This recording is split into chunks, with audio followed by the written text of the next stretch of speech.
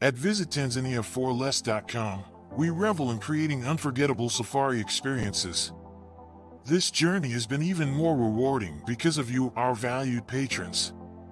Thank you for entrusting us with your adventures.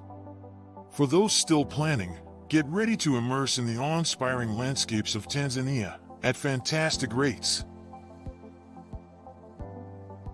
Visit Tanzania4less.com, where incredible experiences await. We can't wait to guide your journey of a lifetime. And welcome to welcome to Turn 2 on 103.7 The Beat and M106. Hi, I'm your host, Gregor T. Roberts. Let's get my co-host on right away. Pastor Melvin Burns II. How you doing, sir? I'm doing fine, Brother Gregory T. How are you today? I'm doing well. I'm just trying to figure out some things here, but doing okay. Yes. How's the weather looking? Before you do that, let me get this information out. This show happens every week. It repeats itself. In case you don't get it, check us out on our social media feeds. WVS 103.7 The Beat or M106 Facebook site. You can catch this on the Emoji app, YouTube, and etc. If you have something that you would like to see or hear about, please let us know. Let me go to Anthony Miller, right? Good afternoon to you, sir. Okay. Yeah. All right. What's the weather looking like, sir? Well, partly cloudy day. We had a low 40, high of 51 today. Tomorrow, Saturday, partly cloudy, low 35, high of 44. Sunday, a little sunshine should brighten our day, but we have a low of 36 and high of 51. Starting the work week Monday will be partly cloudy with a high of 56. Tuesday, 40% chance of rain, high of 55. And next Wednesday and Thursday, both sunny days, highs of 50 and 55 degrees. All right. As you see, what I'm doing is I'm sharing this to my Facebook site. If you are at home, please share this site because knowledge definitely is power. Today, special guest, new guest, Dr. Derek Jones is on the show, and this has a bright future ahead of herself. Just read things about Dr. Derek Jones. He's currently a resident physician at Trinity Health, Muskegon. He graduated from the University of Colorado School of Medicine and specializes in internal medicine. Some additional information about Dr. Jones. He's from Lafayette, Colorado, and a undergrad from Howard University. He has been at Trinity Health since July 2022. Put your hands together for the doctor is in the house, Dr. Derek Jones. How you doing, sir? I'm doing well. Thank you for having me. Good. Tell us a little bit more about yourself, and then we'll get in our discussion.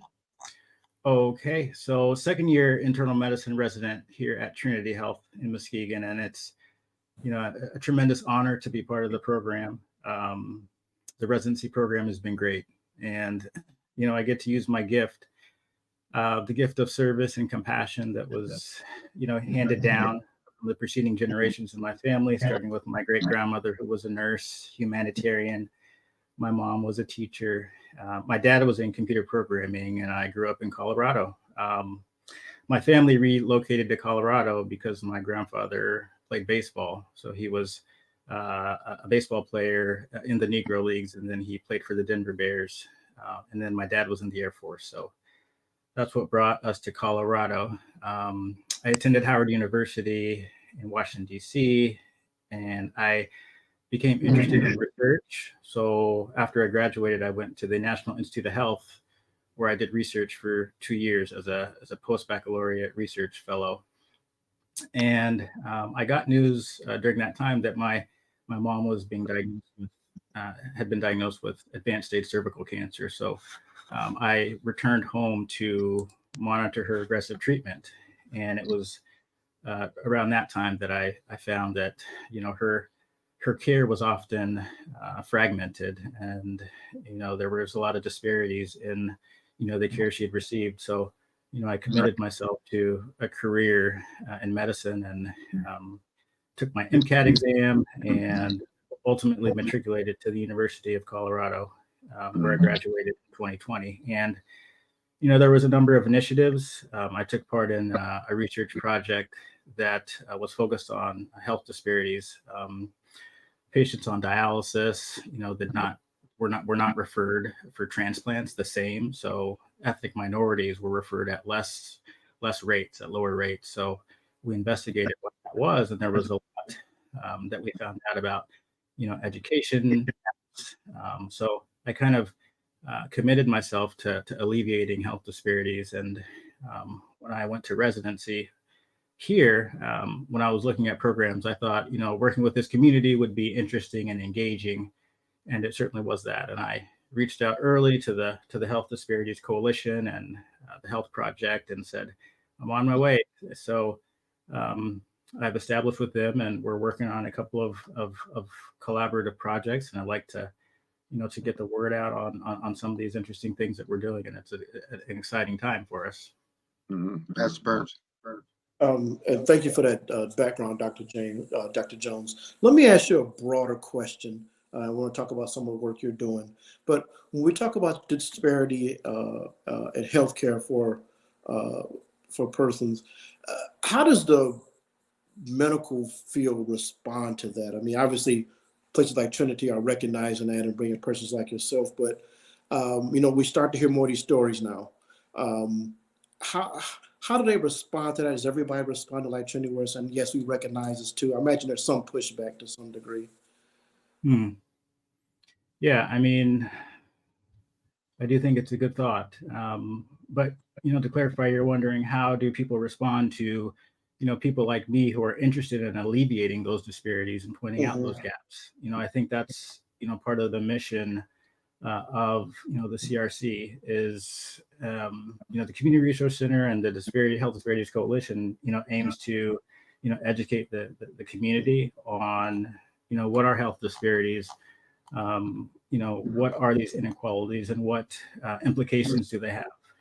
Because, I think, increasing community awareness of, say, Black and infant mortality rates, and, the prevalence of diabetes, that really, opens up, the eyes of everybody. And, I think it would cause anybody to say, hey, this needs to change. So, we need to really educate, the community on culture competency, inclusion and equity, and I think truly, if people were to see the inequalities, and, they'll make the right choice, and they'll say, okay, there needs to make a change, because ultimately it's going to benefit everybody, I feel. Yeah, because that's sort of where your background in research, where I mean, it's still a science field where you see these numbers that start to show disparities, and people kind of say, okay, now I see what you're saying. Whereas we sort of know things narratively, but through the research, you can actually show these disparities, in certain ethnic groups and certain minority groups. Absolutely. Okay. Got to talk a little bit about the education part, but the lack of preventive, getting the word out, instead of getting to such a level that there are preventive things to do so you don't get yourself where you're overweight, high blood pressure, diabetic.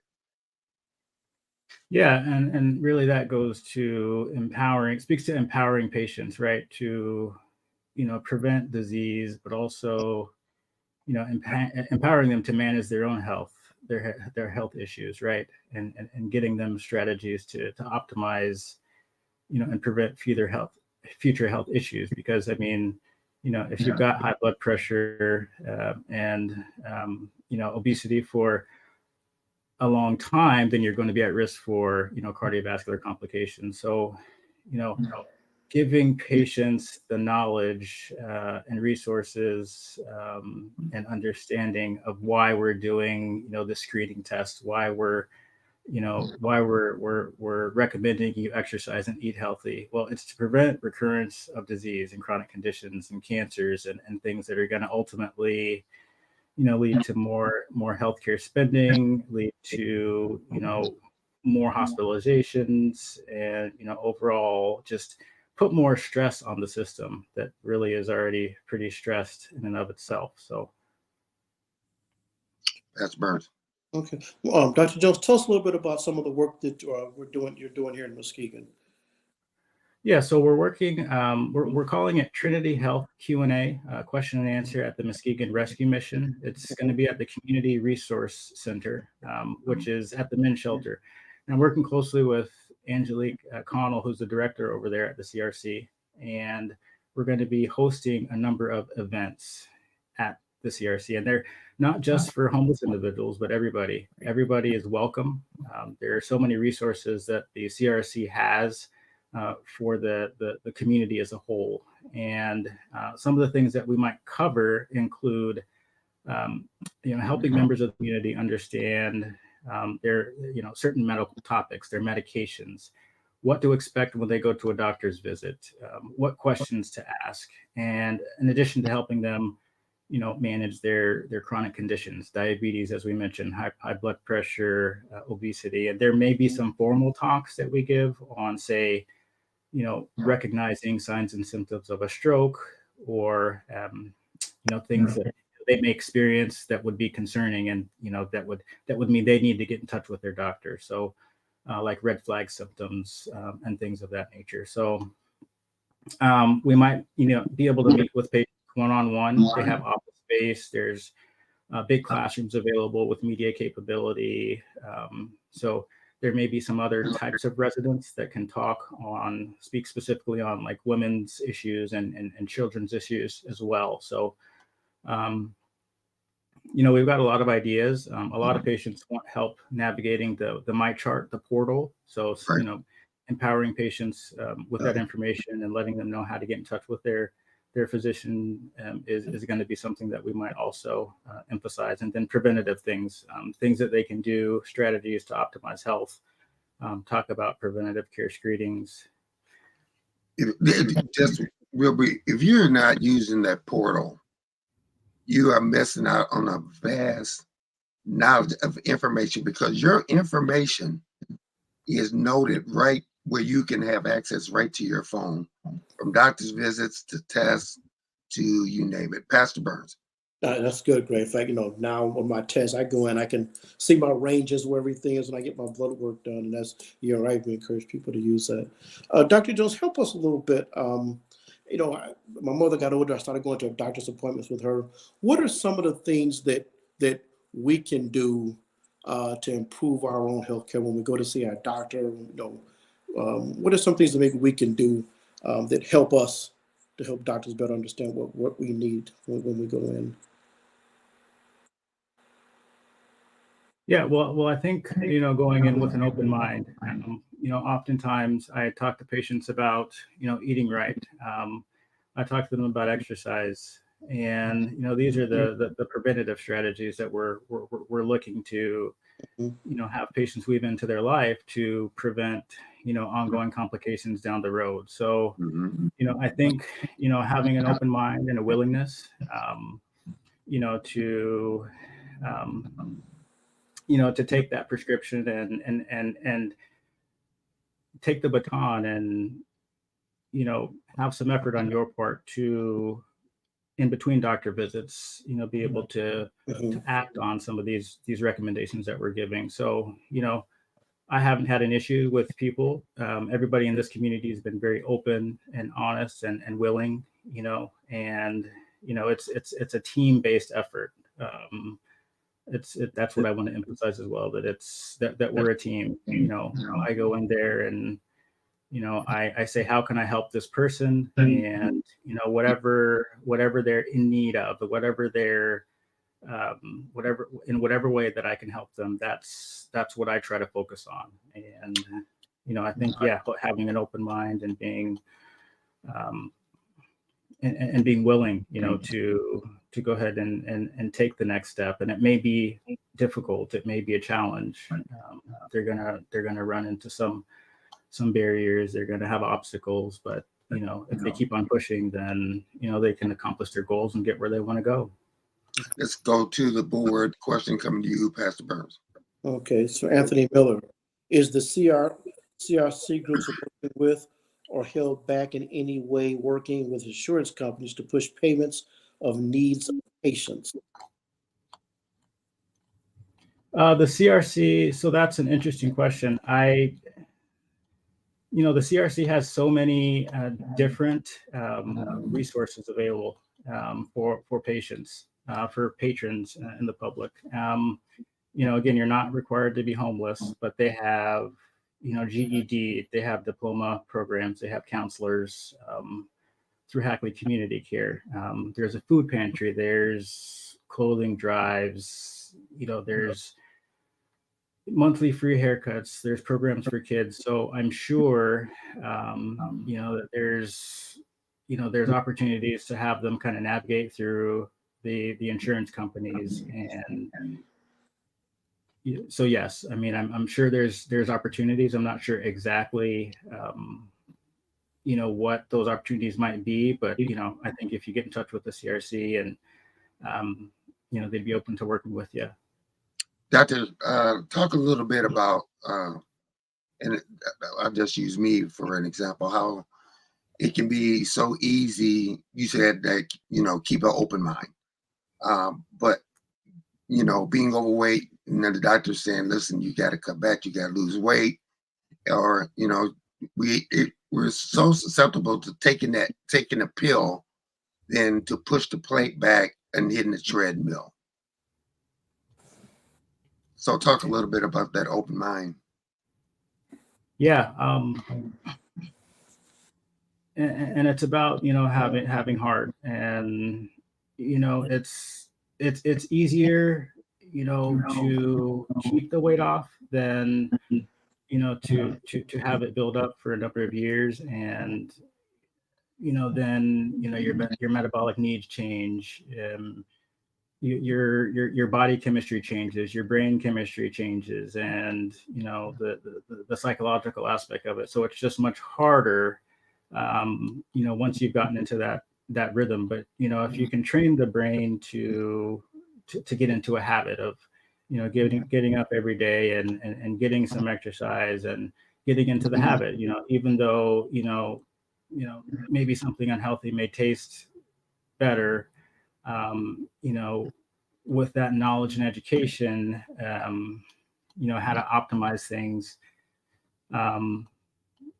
over time, I think it becomes easier. It becomes second nature. So I encourage, patients to take it step by step and day by day. And essentially, it's going to take not just yourself. It's going to take time. It's going to take, multiple individuals on the team. It's going to take, a lot of support. So, I have patients, reach out for their support groups, which are important. Churches, family, anybody, that can support those goals, have them, by your side, keep your inspiration close, and, keep your cheerleaders by you. Because it's multimodal. It's a multimodal process, and it's certainly not easy. That's right. Let me ask you, Dr. Jones, and I know, just talking to a friend recently who struggles with this. When we feel like we want to get another opinion from a doctor, we all feel this personal thing, like, I don't want to offend my doctor. Help us with that a little bit. Yeah, I think getting a second opinion is totally okay. I think you want to be able to have somebody that you can connect with. Because if you don't connect with your provider, then how are you going to take their recommendations and really implement them? How are you gonna you really need somebody that you connect with to hear. So I think that's fine. If you come in and you see a doc and you're just not connecting, you're not jiving with them, then say I'd like to seek a second opinion, and you shouldn't feel bad about that, right? I mean, it's your health, it's you're paying for this. You are the person of focus, so you should advocate for yourself, and I think it's good. It's good.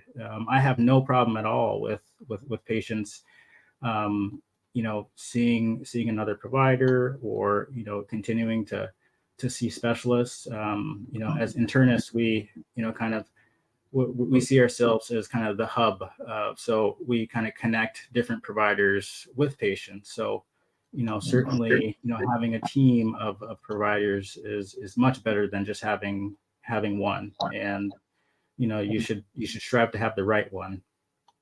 Now that we have, I want to talk to you about a new line of medications for diabetes, but they discovered that weight loss, you can have weight loss, and it's working on a lot of people are going that route.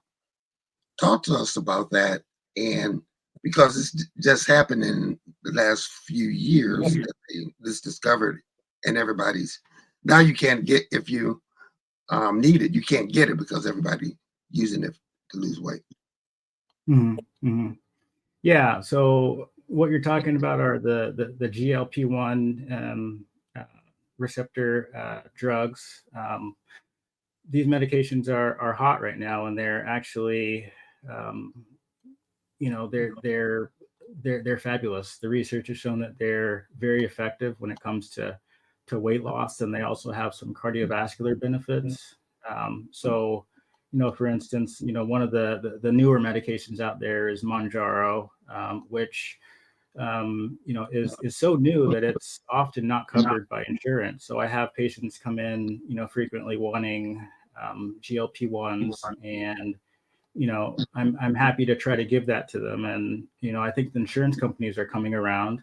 There's a lot that you can get covered, but there's a couple of caveats there. So patients with diabetes certainly are candidates for GLP-1s, but they've also been shown to be helpful in patients that don't have diabetes and need to lose weight. So it's a little bit harder to get covered by insurance, but you don't necessarily have to have diabetes to get one of these medicines, and it's getting easier and easier to get them into patients' hands. Question coming to you. All right, this is from 103.7 The Beat. How do you deal with patients who prefer natural remedies to medications? Well, I go in with an open mind. So a lot of these natural medicines, of course, haven't been evaluated by the FDA, and there can be some dangers to some medicines. Patients taking large doses of biotin, for instance, that can interfere with if they're taking thyroid medicines. There are a number of supplements that are used over the counter that can cause damage to the liver, to the kidneys, and other side effects. So, I do go in with an open mind, but oftentimes the risk of multiple medications, especially the ones that are from health food stores and not FDA approved, exceeds the benefit, and it can cloud the picture sometimes. So oftentimes it's best to look into those carefully, but also recommend stopping if that's possible. Mm-hmm. Question coming to you, Pastor Burns. Okay. Well, this is from Anthony Miller. With the new AI system in place, I'm hoping for the information of visits with doctors show up as information to educate and make the changes and resources needed for a particular diagnosis. Patient knowledge is king. Your thoughts? Yeah, I mean, I think that's an excellent point. Chat GPT and the AI system. Can you bring the question back up? Absolutely. And it might be more of a statement than a question. So with the new AI system in place, I'm hoping for the information of visits with doctors show us information to educate and make the changes and resources needed for a particular diagnosis. Mm-hmm. Patient knowledge is king.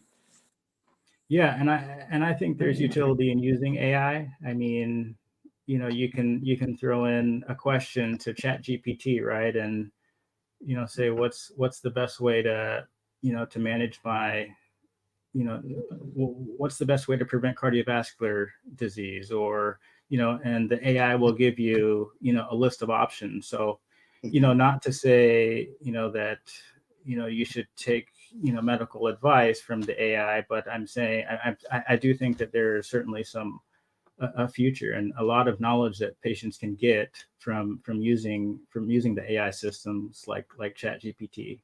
Mm-hmm. Give us a review again about this new incentive that you guys are doing with the rescue mission, and then how people can get a hold of you or someone to get involved. All right, so it's going to be a Q&A, Trinity Health Q&A at the Muskegon Rescue Mission Community Resource Center, and working with Angelique Connell, who's the director over there at the CRC. And this would be opportunities for not just homeless individuals, but people in the community. And we'd be, you know, helping members of the community understand what to expect at doctor's visits and questions to ask, as well as things like, you know, how to manage their diabetes or high blood pressure, obesity, and there may be some formal talks, you know, signs and symptoms of a stroke, recognizing, you know, things that they may recognize that they may need to seek care to the emergency room. And then also, you know, helping them maybe navigate the MyChart system as well. So this is not meant to be something where we're giving medical advice. You know, we're not going to be able to get blood work or go over your labs, or, you know, we're not going to be able to take a look at, you know, a rash or anything like that, or prescribe you any medications. It's not meant to be, you know, giving medical advice. So, with that said, times and dates are going to be determined. So we've got the Community Resource Center that uploads their schedule, their weekly schedule on a weekly basis. So I would direct patrons to the Facebook page of the Community Resource Center, and then we're going to be posting, you know, what days and times that we're going to be hosting the events. But they've got, you know, large classrooms and a good media capability, and even office space that we can meet one-on-one with people from the community and answer questions. Yeah, one more question for you. Okay, from Paul A. Billings, our fearless leader. Don't know if you have addressed this, but what are you seeing in the Black community that's troubling in regards to health? Yeah, and a big thing in the Muskegon community is, you know, it's maternal health, and that's, you know, maternal health outcomes is one of the things that the Health Disparities Coalition is focusing on. Diabetes is something that's, you know, it seems like it's overrepresented in the Black community as well. We're seeing some of the similar trends in, you know, patients on dialysis, you know, not being referred for, you know, kidney transplant as frequently as their white counterparts. You know, so we're seeing, you know, trends, you know, not only the trends that we see nationwide in Muskegon, but, you know, there are also some other concerning things surrounding, you know, diabetes, hypertension, you know, obesity, you know, where there's a pretty profound disparity in the Black community versus, you know, versus whites. So, Dr. Derek Jones, can we have you on again? Because there's a lot of stuff we got to talk about. Yes, please. I appreciate you having me on, and I'm happy, more than willing, and I appreciate the questions. And yeah, this has been a tremendous opportunity. I thank you. Doctor, we'll be having you back on because, again, a lot of questions. Take care and have a great weekend. All right. You too. Thank you. Thank you, Dr. Jones. Wow. Man, that half hour went fast, and I still got so many questions. Good stuff, man. And it's good to see somebody out there, meeting people where they are, to just Right. educate and inform. Absolutely.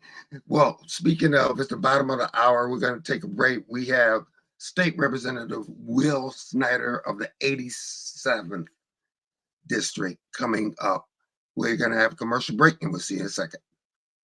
The wait is over. The all-new Umoja Radio Network, home to over 40 Black-owned radio stations and podcasts, is here for you. Connect to the world's fastest-growing collection of unapologetically Black and proud media, from podcasts to independent Black-owned radio stations, and access to the important news and music you need. Umoja Radio is from our culture, by our culture, for our culture. The all-new Umoja Radio is available right now on Google Play and the Apple Store. Join the movement. Be empowered.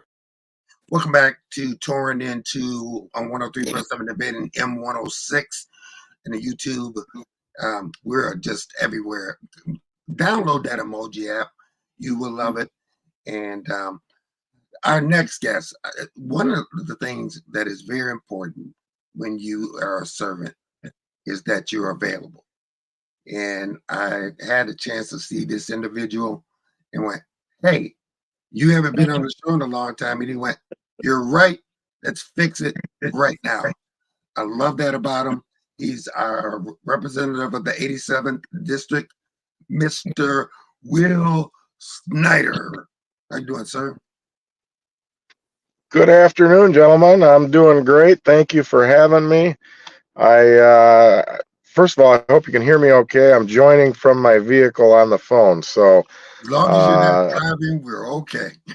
I'm pulled over in a safe, secure location, but I just wanted to say thanks for having me on again. And you're right, we did connect a couple weeks ago at the Chamber's Excellence Awards when PA was, bestowed that great honor for all the work he's done in Muskegon as a great entrepreneur. So I'm glad to be back on Torn in Two with both of you guys. Okay, let's get right into it. You have been extremely busy. You said that you're going to hit the ground, your feet, you're going to be moving. That's absolutely what you've done.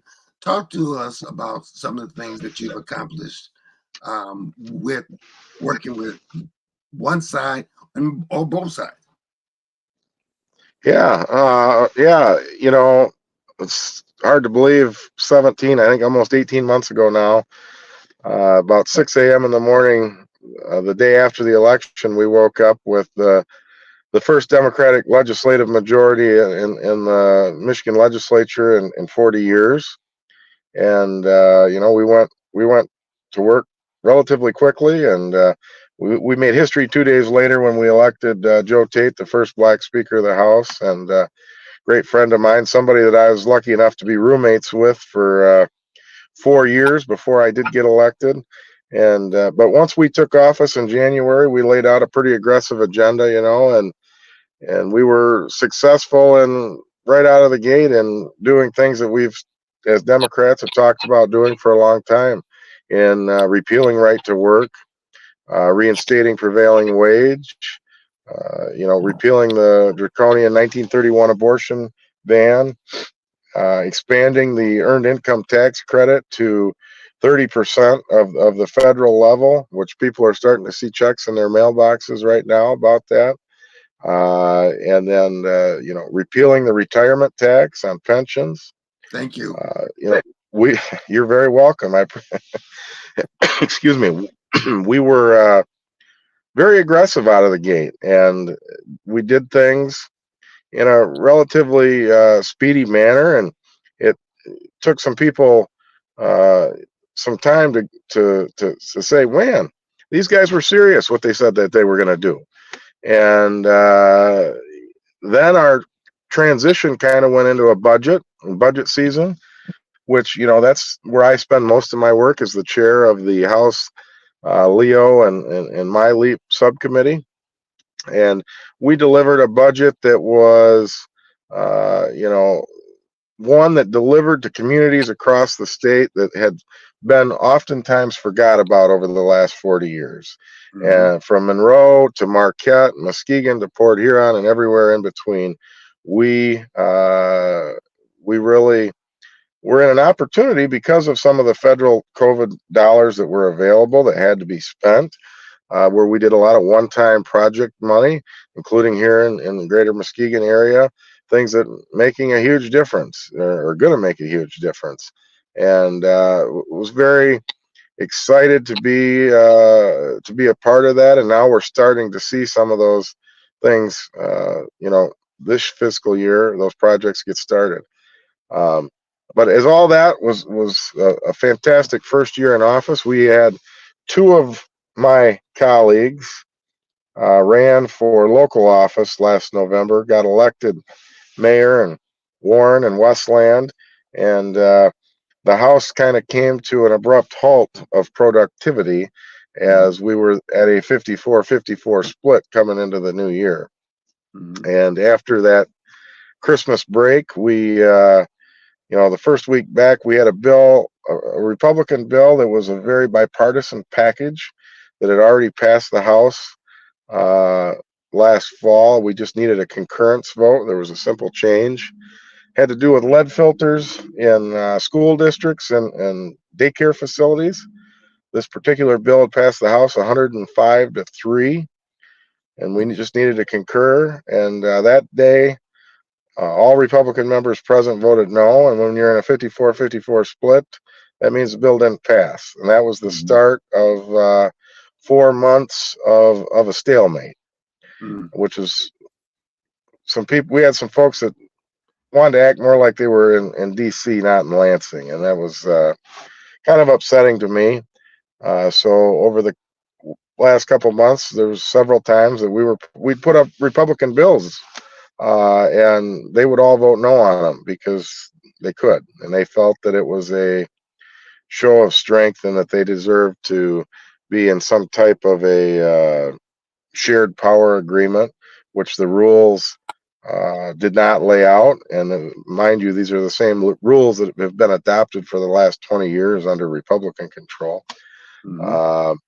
But last week, Tuesday, or this week, Tuesday, both of those seats, the special elections were held, and our candidates won. So we are back to a 56-54 majority, and those two candidates will be seated on April 30th, and then we'll begin to go back to work and get this budget done on time.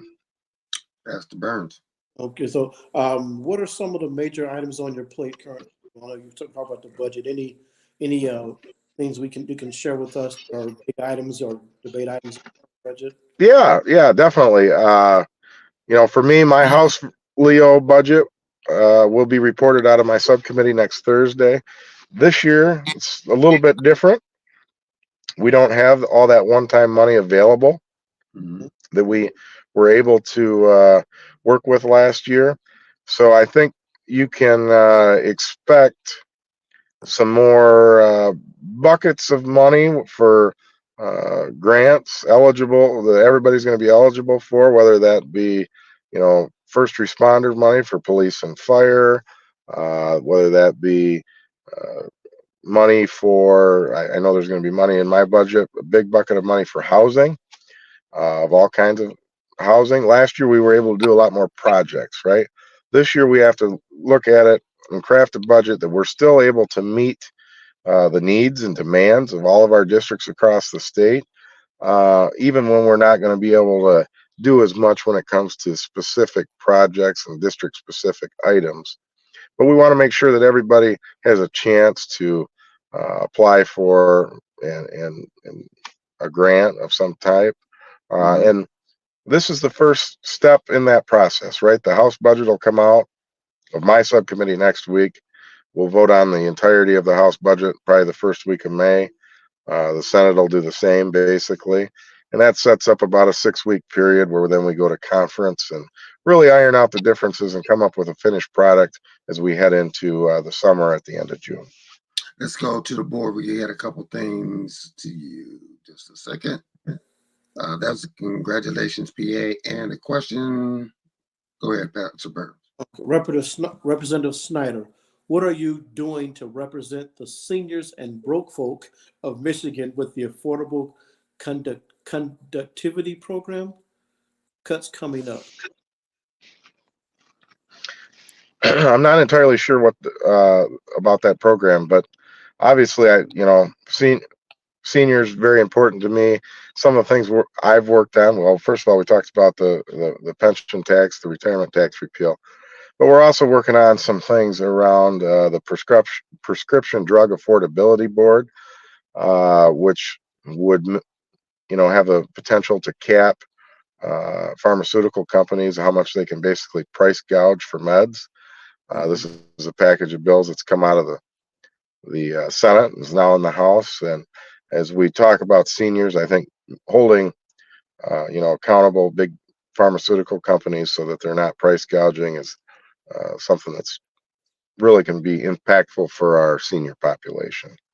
Okay. What do you say to the people out there that the Democratic Party all they wanted to do was spend the surplus?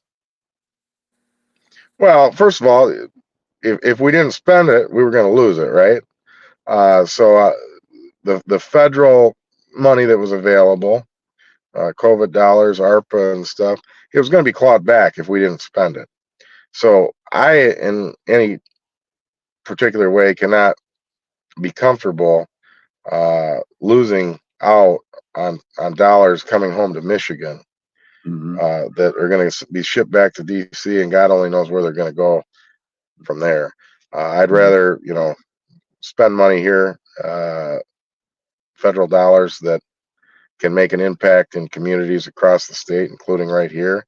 When you look at what we're going to do in Broadway, and obviously Pastor Burns is very familiar with that project coming up, and some of the other things, with the airport infrastructure grant that we were able to secure for Muskegon County Airport. And now that jet service is going to be returning to the airport come this summer, which I think is exciting. And we were able to secure money for a housing project in Muskegon at the Shaw Walker, former Shaw Walker factory, which we're going to start to see construction on that this late summer, fall. These are all things that I'm pretty excited about. And I think they're impactful things that we might not have been able to do without, those federal dollars. Obviously, they were there because of a pandemic, right? And I would rather be in a position where COVID didn't happen, but we were able to do things because of the way that the federal government was able to help fund units of government in states across the country. The 87th is a broad, big district, and it's different people, different climates, and stuff like that. You have been able to represent not only Muskegon Heights, but all of your district. Talk about how important it is to represent everyone that you are in charge of serving.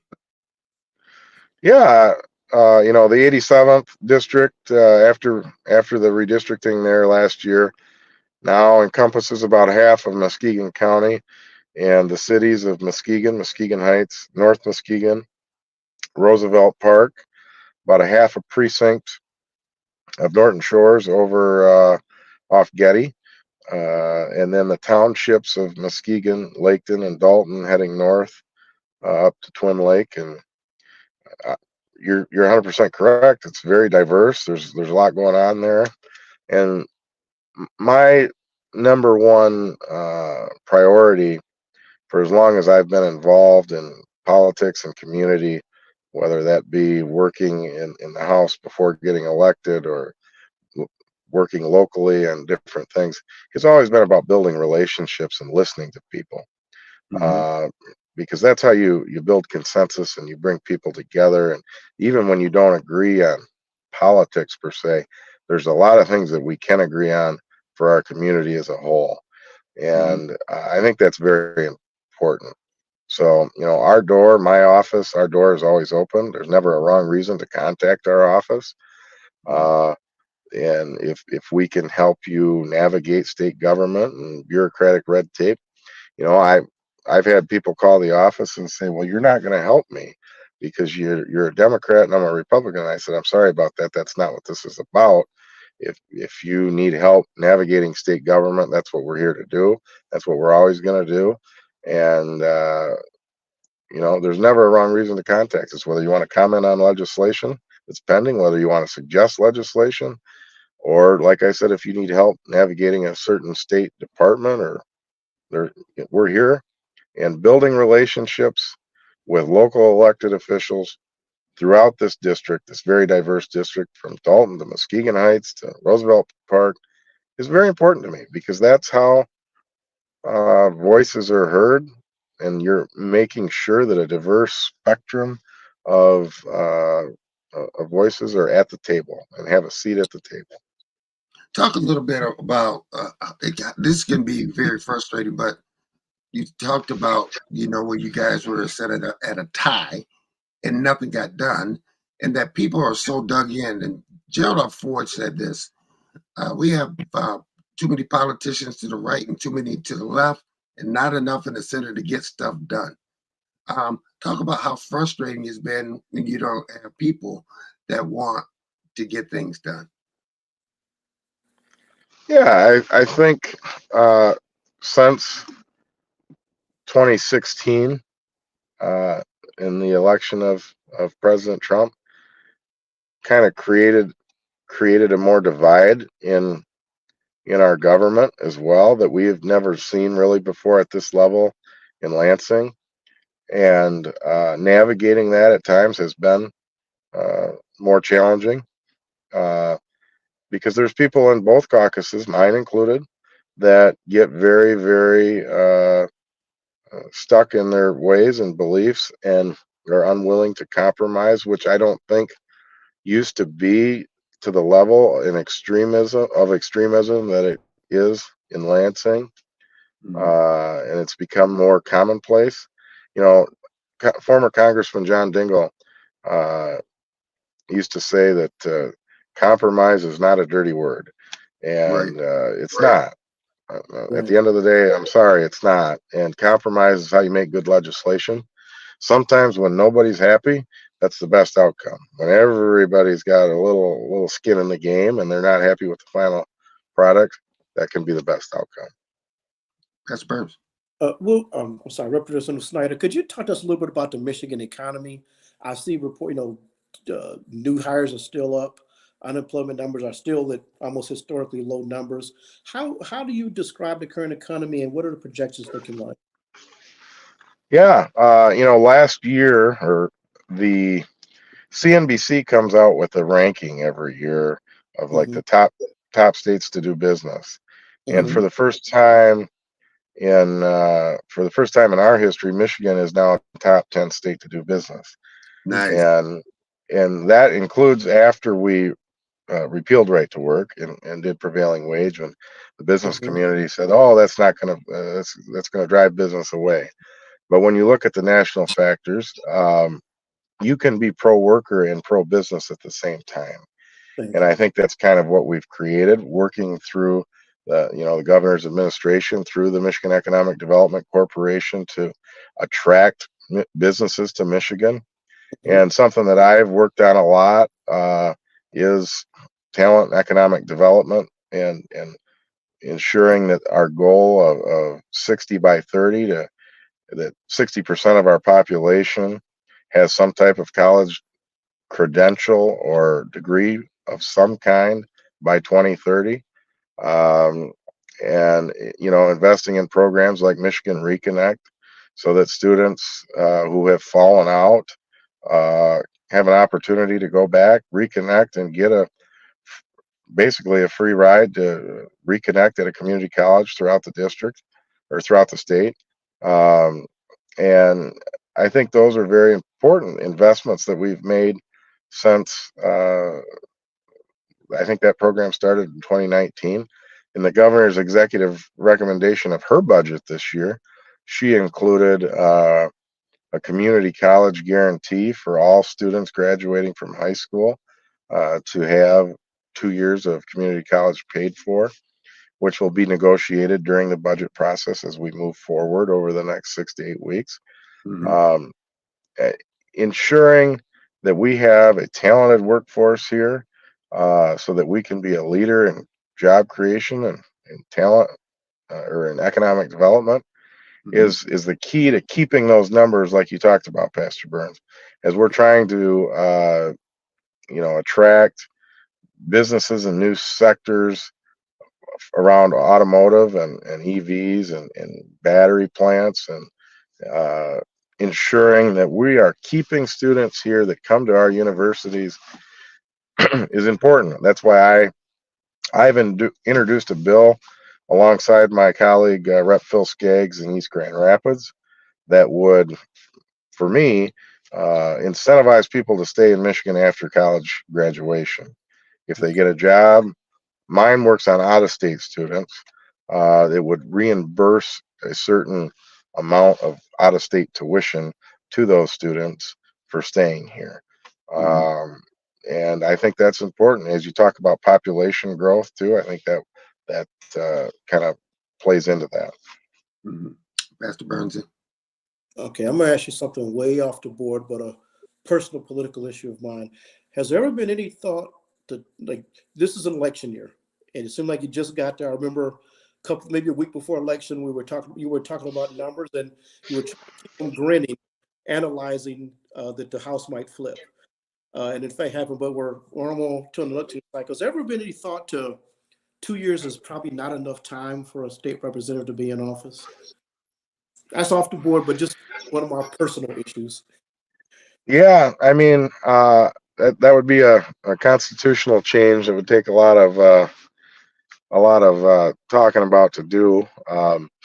I think what it does do, as state Mhm. representatives and Congress folks, for that matter, when you have to run for election every 2 years, is, for at least for the people that do the job well and are really good at it, is it keeps them connected to their constituents, Mhm. so that they don't fall out of touch and they don't just show up on election day or an Right. election year and a campaign year, which Mhm. for me is very important. Something, no matter when the election is, I like to think that I'm pretty available and show up. Uh, but I think it'd be difficult to talk about changing that.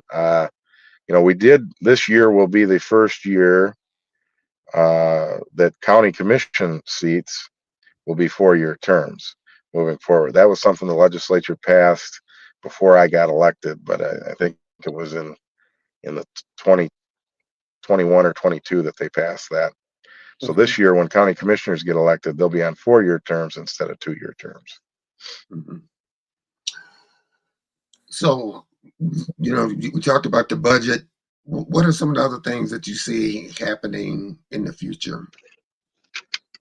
Yeah, just a couple of things that I'm working on personally. I'll say I've got a bill that is on the Senate floor right now that I've been working on for going back way prior to getting elected, for probably 4 years now, about automated speed cameras in construction zones on state highways. Mhm. I had a friend of mine who's a member of the laborers here, and his colleague out of Grand Rapids got killed on a job site in, I believe, St. Joe County.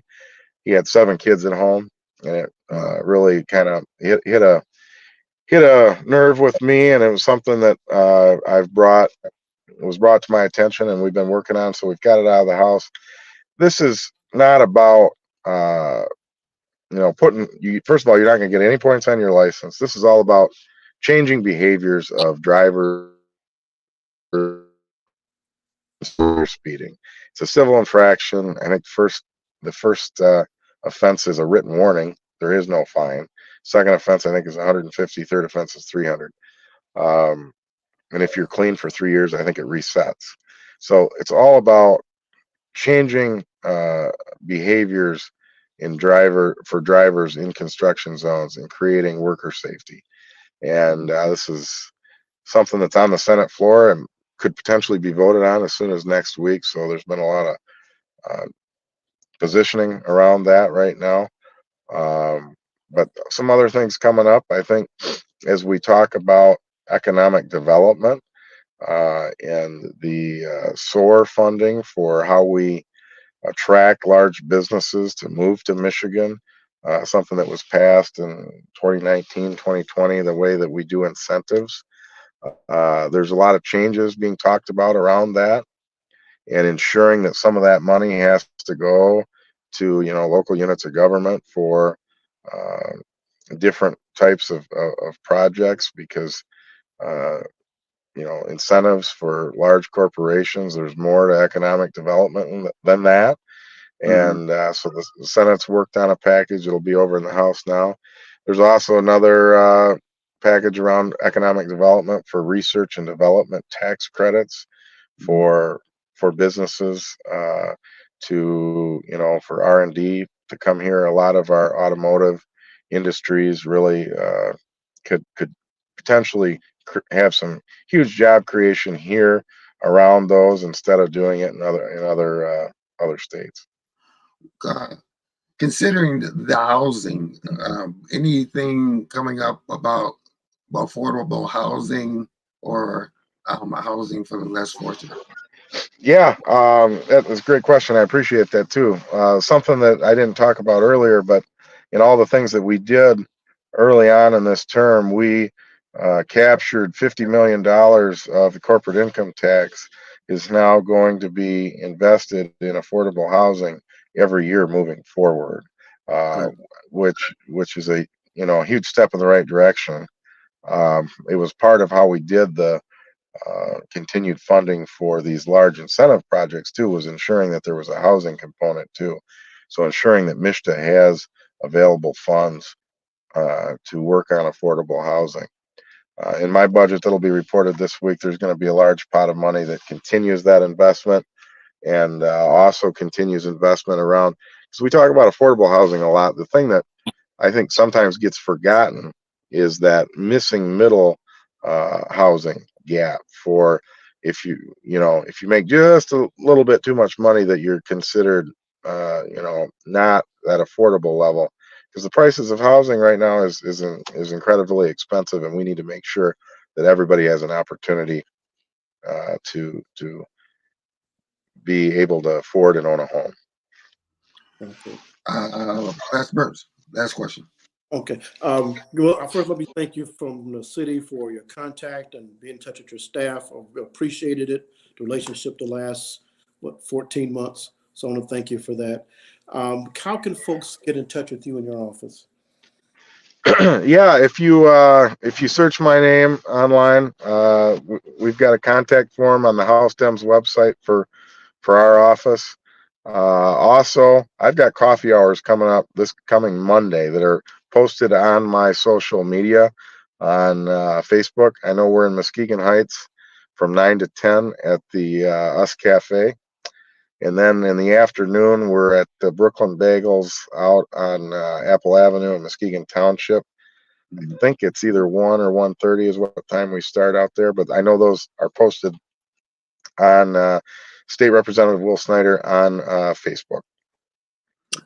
Real quick question. I don't want to go over, but I'm going to have to. I want you to talk to the people out there, Democrat, Republican, Independent, whatever, the importance of the Constitution and us getting together, and this division has to break if we're going to continue as a country. Yeah, I couldn't agree more. And I'll also say my phone is on the verge of dying here, but the division that we have in this country is scary right now, and we cannot let fear be bestowed into individuals by people of any kind. We have to be a friendly neighbor, and we have to be able to get along with each other, and we have to be able to have conversations that are sometimes difficult even when we don't agree, but it's all about civility. We need to restore civility to our fellow neighbor, and it's scary, some of the things you see, and you can read whatever news you want that will accommodate your beliefs. All right. Representative Will Snyder, buddy, thank you. We'll have him on again. His phone died. Listen, just real quick. Thank you, Representative Snyder. I appreciate your frankness. Looking forward to connecting with you again. Listen, that's the show. Pastor Burns, thank you so much for everything you do, bro. Hey, you're welcome, brother. Went fast today, didn't it? It went fast and we didn't have enough time. We'll have those guys back on again. I enjoy this program. Yeah. And that's why we do it, people. We do it for you. Listen, if you're interested in sponsoring this program, please call 727-5007. Talk to Janae, talk to Big Rob, talk to PA, talk to Mian. We would love you to be a sponsor and add you to the program. Okay, it's our time. Go out, sow a seed in somebody's life. You never know who you might have a chance to touch. Take care and God bless. We see you next week. Take care.